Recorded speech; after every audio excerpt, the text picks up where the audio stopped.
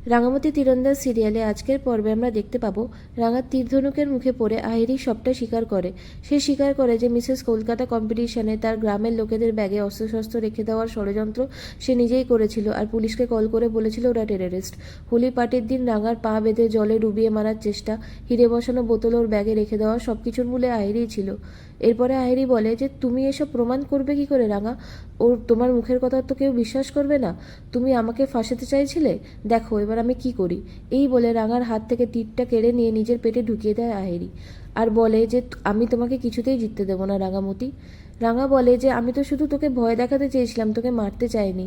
আহিরি বাইরে বেরিয়ে আসে আর সবাইকে বলে যে রাঙা ওকে মেরে ফেলতে চেয়েছিল। রাঙা সেখানে আসে আর বলে যে সে কিছু করেনি, কিন্তু তার কথা কেউ বিশ্বাস করে না। আহিরি মনে মনে ভাবে আমি তো বেঁচে যাবো রাঙা, কিন্তু তোমায় এমন ট্র্যাপে ফেলে দিয়েছি যে তুমি আর এখান থেকে বেরোতে পারবে না। একলব্য রাগের চোখে রাঙার দিকে তাকিয়ে বলে আমি কোনোদিনও তোমায় ক্ষমা করবো না রাঙামতি।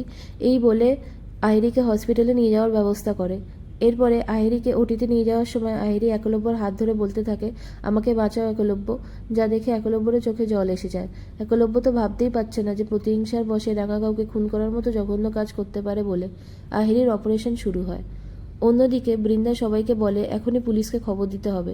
রাঙা বলে যে না, সে কিছু করেনি আর তার প্রমাণও আছে তার কাছে, কারণ পুরো বিষয়টা রেকর্ড করা হয়েছে।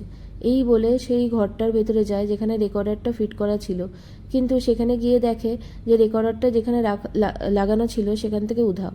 রাঙা চারিদিকে খুঁজতে থাকে কিন্তু সেটা আর পায় না। বৃন্দা ক্রমাগত বলতে থাকে যে আহিরিকে খুন করার চেষ্টা করা হয়েছে, রাঙাকে পুলিশ অ্যারেস্ট করবেই। রাঙা কাঁদতে থাকে আর বলে যে সে কিচ্ছু করেনি। আহিরি নিজেই তার হাত থেকে তীরটা নিয়ে নিজের পেটে ঢুকিয়ে দেয়, কিন্তু দুর্ভাগ্যবশত রাঙার হাতে তো কোনো প্রমাণ নেই। পরিস্থিতির চাপে পড়ে নবরুণ বলে যা হয়েছে তাতে পুলিশকে একবার খবর তো দিতে হবে, কিন্তু তার আগে দেখতো আহিরির কি অবস্থা। এরপরে পাঞ্চালি অঙ্কুরকে কল করে আর আহিরির খোঁজ নেয়, বলে যে রাঙা কোনো প্রমাণ দিতে পারেনি।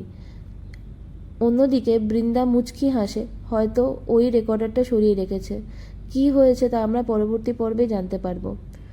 অঙ্কুরের হাত থেকে এদিকে একলব্য ফোনটা নিয়ে নেয় আর বলে যে রাঙা যদি সত্যি নিজেকে ইনোসেন্ট প্রমাণ না করতে পারে তাহলে তাকে আইনের হাতে তুলে দেওয়া হোক।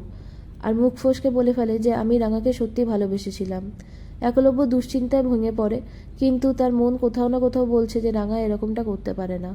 বন্ধুরা, রিভিউ ভালো লেগে থাকলে ভিডিওটিতে লাইক করুন, কমেন্ট করুন, শেয়ার করুন আর আমার চ্যানেলটিকে সাবস্ক্রাইব করুন। ধন্যবাদ।